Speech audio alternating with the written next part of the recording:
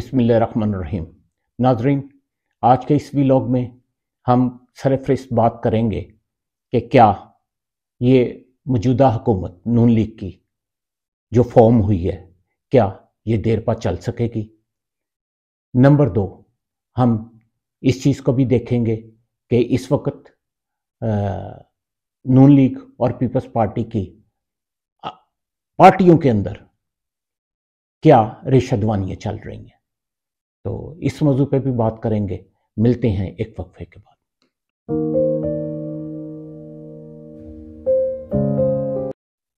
जी नाज़रीन, आज के व्लॉग का सबसे पहला मौजू मौजूदा हुकूमत नून लीग की जो वफाक में बनी है, क्या ये देर पर चल सकेगी।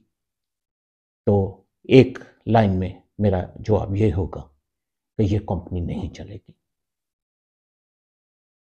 अब आते हैं ज़रा तफसीलात की तरफ। इलेक्शन हुआ, इलेक्शन रिजल्ट्स देखें। इसमें कोई दो राय नहीं कि ये इलेक्शन जिस तरह जब सिस्टम जिसके तहत ये मॉनिटर किए गए थे उसे कहा गया था EMS, इलेक्शन मैनेजमेंट सिस्टम, तो आपने देखा कि इसमें जैसे मैंने पहले अर्ज की है, कोई दो राय नहीं है कि इलेक्शन किस तरह मैनेज हुआ। बात वही 45 और 47 की आ जाती है। अब इसके रिजल्ट्स देखें कि किस खूबसूरती के साथ मैनेज हुए। तहरीक इंसाफ जिसका कोई निशान नहीं था इंतखाबी अपना, उसके साथ तो जो हुआ हुआ।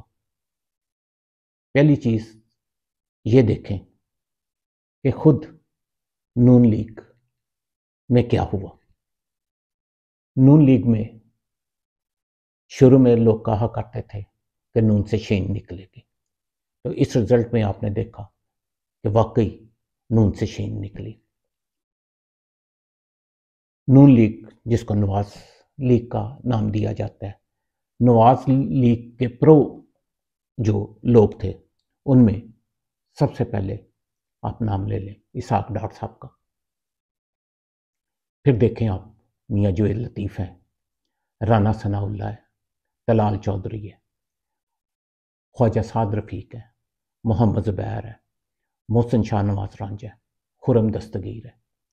प्री इलेक्शन कैंपेन में देखें मुस्लिम लीग की तरफ से सबसे ज़्यादा वोकल जिन लोगों की मैं बात कर रहा हूँ, स्वाए इसाक डार साहब के, जो कि नेशनल मीडिया पे नहीं आए, बाकी जितने लोगों का मैंने आपको नाम लिया है ये मेन उनके वोकल पर्सन थे।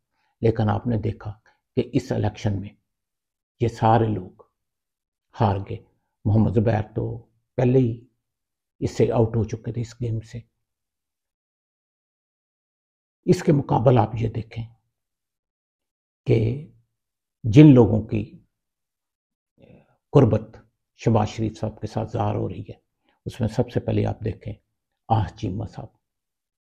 वो कि उन्होंने इलेक्शन में हिस्सा नहीं लिया लेकिन कैबिनेट का हिस्सा बन गए और वो उसमें आ रहे हैं। ख्वाजा आसफ साहब शवाहिद हैं, ज़मीनी हक़ाइक़ बताते हैं कि ये आज से 3 साल पहले नवाज शरीफ की कुर्बत से निकल के बहुत हद तक शहबाज शरीफ साहब के साथ उनकी कुर्बत में जा चुके थे। तो इस वक्त वो भी सरे दस्त हैं शहबाज साहब की। फिर एहसन इकबाल साहब, वो भी इसी कैटेगरी में आते हैं, शहबाज शरीफ साहब की कैटेगरी में। तो कहने का मतलब ये है कि आपने ये चेकलिस्ट देख ली कि किस तरह ज़मीनी हक़ाइक़ बता रहे हैं कि नून लीग और अब मैं उसे शीन लीग भी कहूँगा, वो अलग पार्ट उनके होते हुए नज़र आ रहे हैं। थोड़ी सी बैकग्राउंड में चले चलते हैं। आपको याद होगा 2018 के इलेक्शन के मुतालिक शहबाज शरीफ साहब ने गालबन हामिद मीर के साथ ही ये इंटरव्यू था जिसमें उन्होंने इतराफ़ किया था कि एस्टेब्लिशमेंट के साथ मेरे मुज़ाकरात हुए थे और 2018 में हमारी हुकूमत बनने जा रही थी। यहाँ तक उन्होंने कहा था कि वज़रा की लिस्टें भी फाइनल हो चुकी थी। लेकिन बात फिर वही आई मियाँ नवाज शरीफ साहब की, तो उन्होंने कहा मैंने अपने भाई से गद्दारी का इनकार कर दिया। मैंने कहा कि गवर्नमेंट वज़रा वही फाइनल होंगे जो मियां नवाज शरीफ साहब फाइनल करेंगे। तो इस पे आके उन्होंने कहा था कि फिर वो बातचीत की जो हमारी रस्सी है वो टूट गई और फिर आरटीएस सिस्टम बैठा और कराची से सीटों का जो भी धंधा हुआ उसके तहत फिर हुकूमत नून लीग की न बन सकी। लेकिन इस दफ़ा फिर आप देखें कि ये चीज़ें बता रही हैं कि एस्टेब्लिशमेंट और शहबाज शरीफ के मुज़ाकरात यहाँ पे कामयाब हो गए। और अब जितनी भी कैबिनेट फॉर्मेशन है उस पर वन बाय वन आके बात कर लेते हैं। इसहाक डार साहब बड़े उम्मीदवार थे इसके वजारत ख़जाना के, बड़ा पक्का यकीन था उनको। बल्कि इससे पहले हम बात करते हैं जिस दिन इलेक्शन के रिजल्ट आ रहे थे, मियां नवाज शरीफ साहब पूरी तैयारी में आए थे विक्ट्री स्पीच करने के लिए। लेकिन जैसे ही जैसे रिजल्ट आने शुरू हुए तो उनके बंदे भी वो भी फारग और उनके बंदे भी फारग। शवायद तो यहाँ तक बताते हैं कि मियां साहब लाहौर से भी फारग थे। फिर वो एक जहाज़ की उड़ान हुई और छोटे मियां साहब ने जाके जिनके भी पाँव पकड़ने थे कि जनाब इस अगर ये सीट हार गए तो फिर तो मैं बिल्कुल ही नंगा हो जाऊंगा कि बड़े भाई को मैंने फारग करवा दिया टोटल। तो वो फिर कहने वाले कहते हैं कि खरायत में ये सीट मिली। उसके बाद देखें कि मियां साहब की नेक्स्ट चाल जो थी वो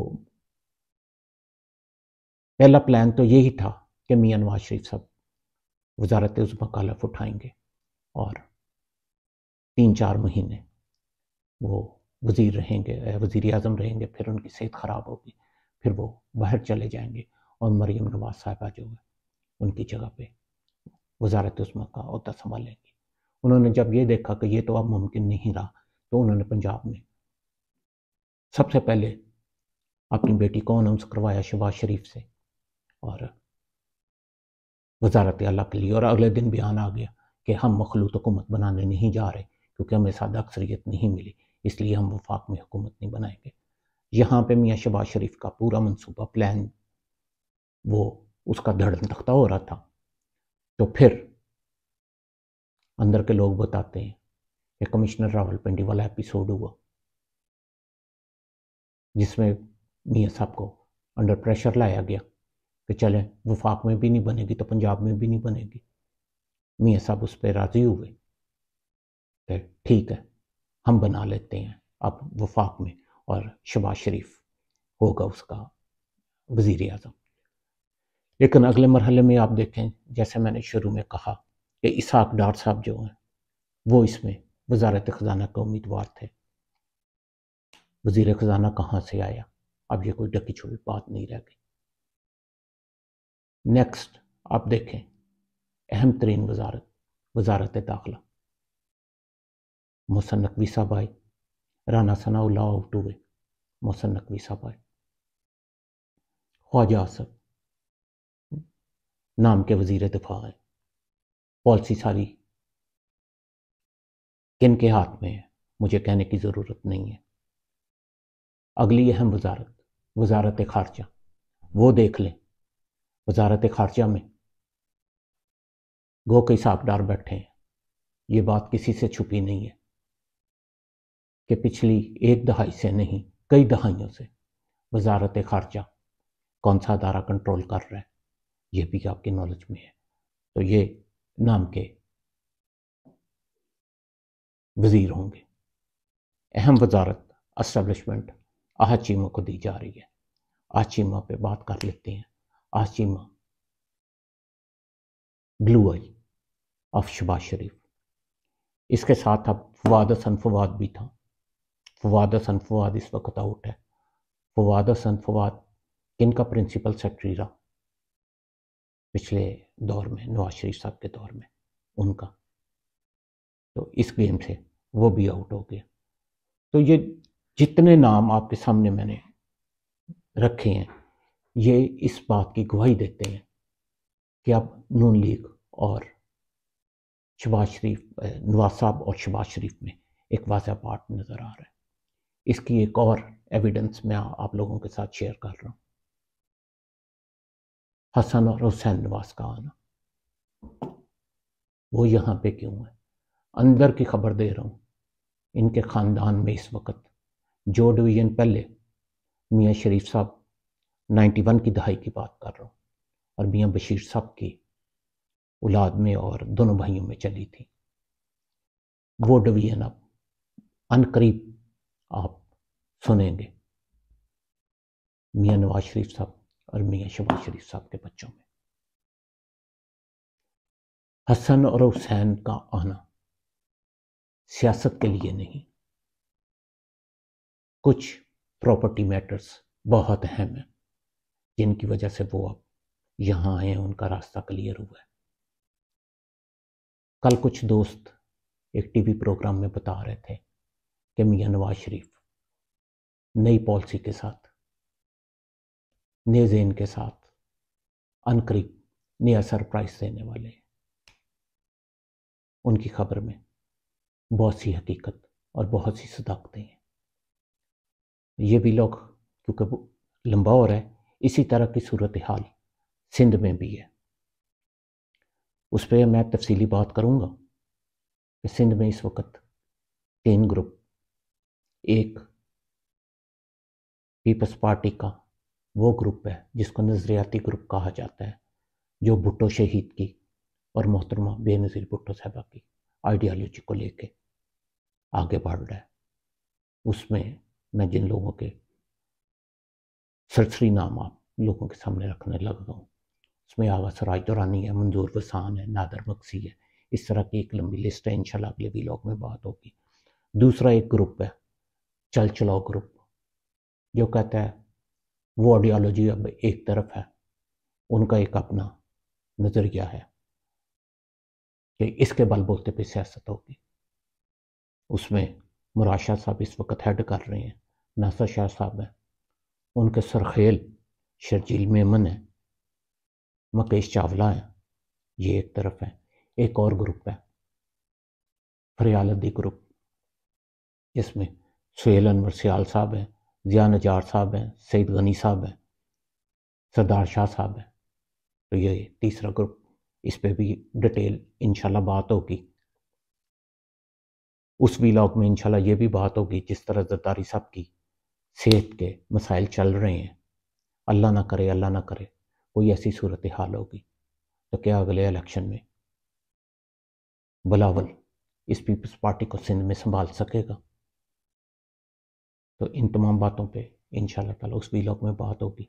सरदस्त ये व्लॉग जो हुआ है वो नून लीग की मैंने आपको अंदर की रेशादवानी बताई है, और जब मैंने ये बताया है कि ये कंपनी नहीं चलेगी, इसके पीछे बहुत सी बातें हैं। आप अगले 1-2 महीनों में देखेंगे सड़कों पे क्या कुछ होगा। फिर आप ये भी देखेंगे कुछ लोग अडियाला जेल से कहीं और मुंतकिल होंगे। अब फासले जो हैं उनके सिमटने शुरू हो चुके हैं। मार्च के एंड या अप्रैल के शुरू में, ईद के दिनों में उनके लिए भी कुछ अच्छी खबरें हैं, तो वो इंशाल्लाह फिर बात होगी। अमान अल्लाह।